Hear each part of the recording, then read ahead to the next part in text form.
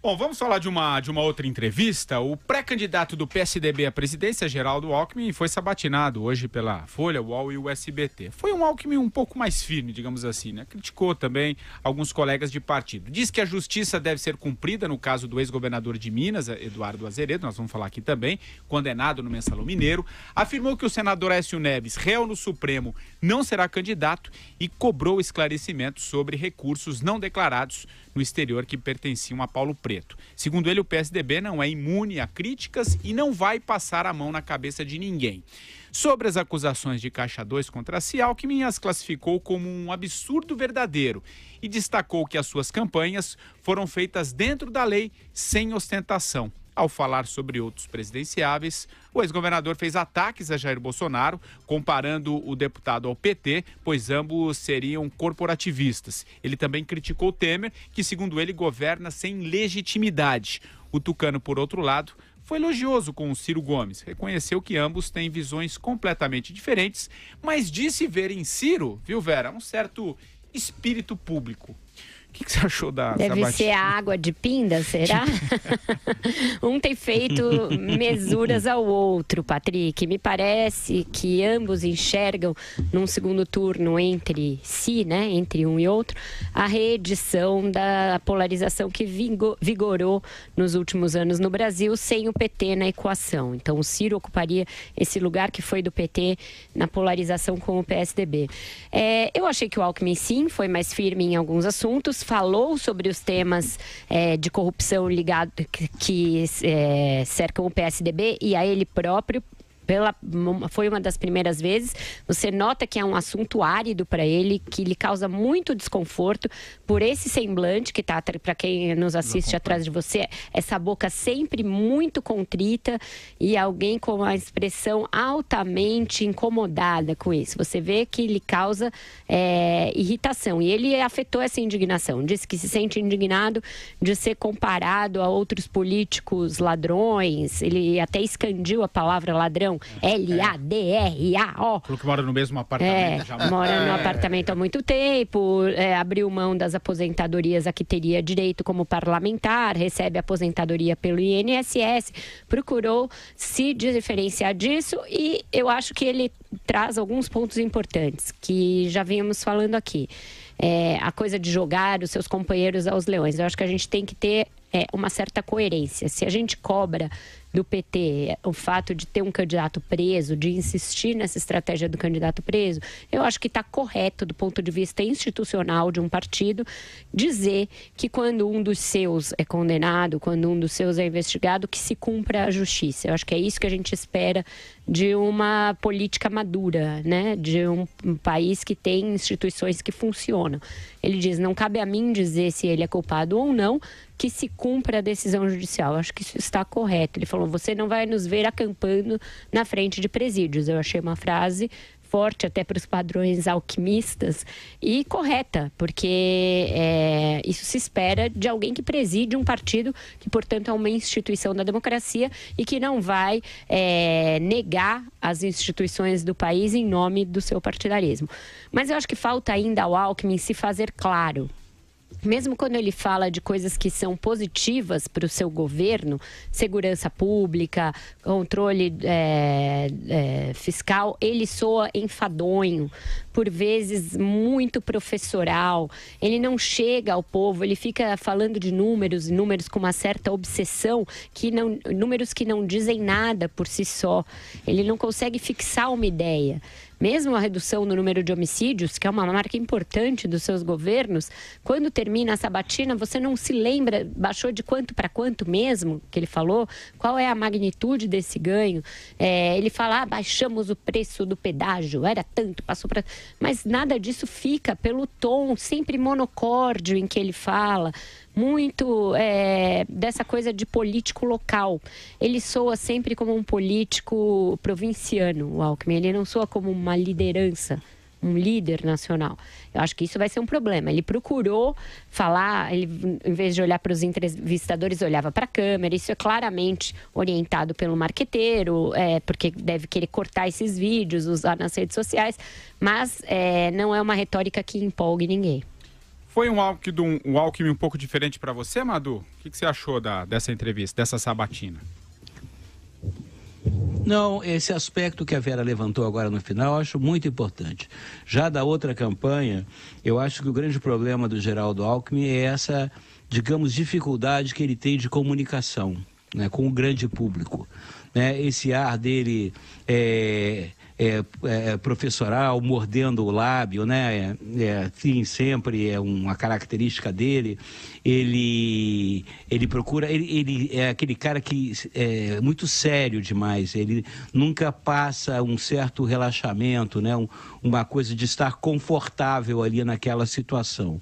Isso se eu fosse marqueteiro dele, ficaria muito preocupado. Mas esse ponto que a Vera sublinhou, né, o discurso dele é um discurso complicado, é um discurso difícil de acompanhar e, principalmente, é um discurso difícil de ser compreendido pela grande massa, de ser entendido.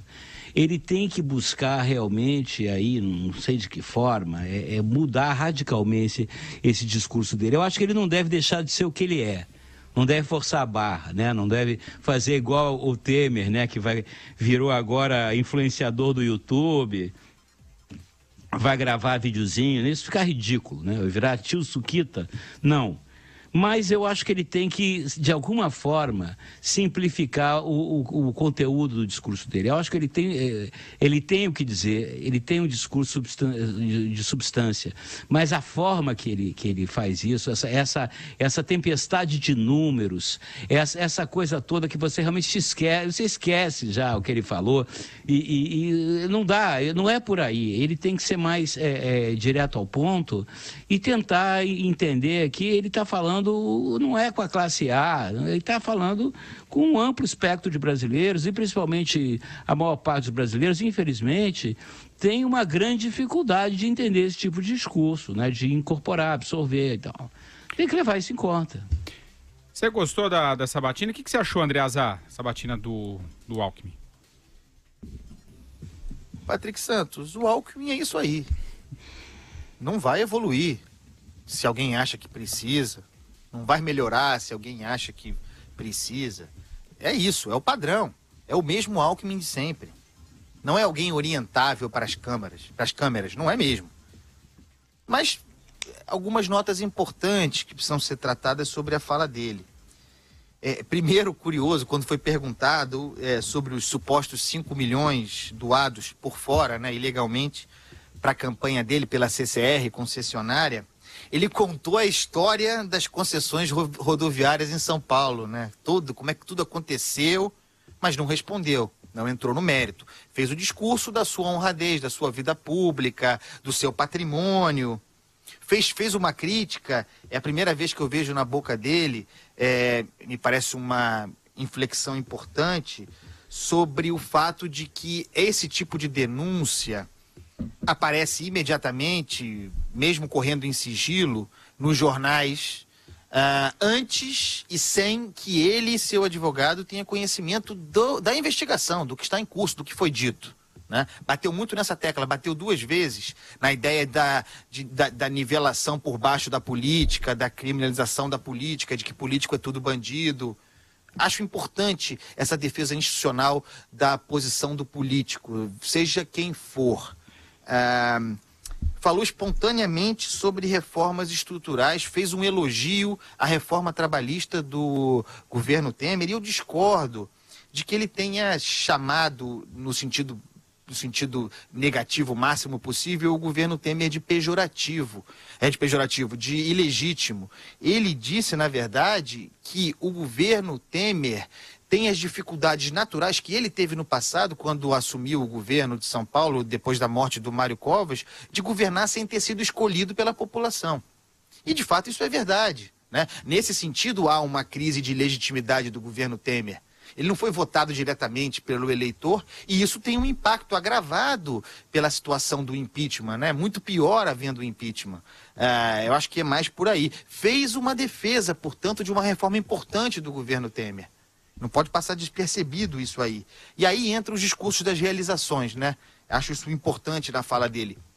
a chance do Geraldo Alckmin, agregando ao uso da máquina a seu favor, né, que o establishment, sendo ele o candidato do establishment, faça com que ele cresça, a presença de vereadores, a máquina de São Paulo, tudo isso. Mas ele também precisa, a chance dele passa por aí, falar sobre as suas realizações, sobre as suas experiências e marcar algumas posições. E aí eu concordo com a Vera.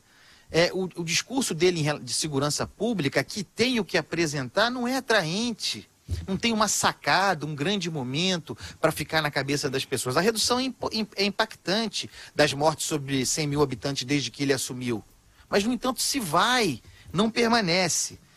Falou sobre a campanha eleitoral, chamou de campanha da resistência, né? Quer dizer, no sentido de superar esse momento atual de pressão artificial, disse que a possibilidade do Dória ser o candidato é fake news, e falou de capacidade de chegada, campanha curta, 45 dias, chegada, disse que vai aglutinar, falou que terá os melhores palanques e vai crescer, eu acredito que vai crescer. Muito importante, para terminar essa minha fala, me parece ser a tônica dele em relação ao Bolsonaro e ao PT. Botar os dois no mesmo balaio e compará-los. Disse que são a mesma coisa, expressamente disse. Bolsonaro e PT são a mesma coisa, representantes do corporativismo puro. Esse me parece o discurso do Alckmin em relação ao Bolsonaro. Eu nunca o tinha visto agressivo assim, nesse nível, contra um adversário. Ô Vera, o Andreasa mencionou o Dória, o tweet que ele fez foi o seguinte: o João Dória é o candidato ao governo do estado, falar que ele é candidato à presidência é fake news. O que você achou desse tweet aí? Eu achei ele dizendo, né? Primeiro, aliás, um pouco incomodado com isso, né? Um pouco incomodado com isso, mas dizendo, quem manda aqui sou eu. Ele é o presidente do PSDB.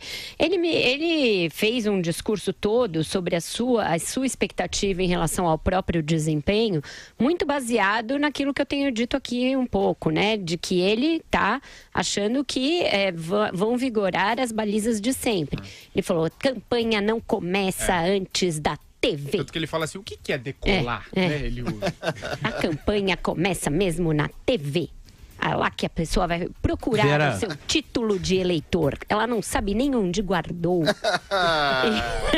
Então, é o Alckmin de sempre, entendeu? Sensacional, sensacional a imitação. Ele acha que a campanha vai começar em agosto e que vai lá pra frente e tal, não sei o quê, que os partidos virão. Foi até engraçado porque o Canzia falou, o senhor admite uma aliança de centro desde que em torno do senhor, né?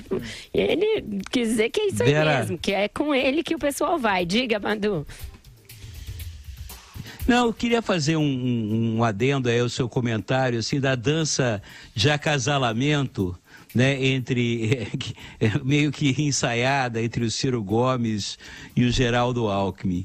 Eu acho que são dois eleitorados absolutamente distintos.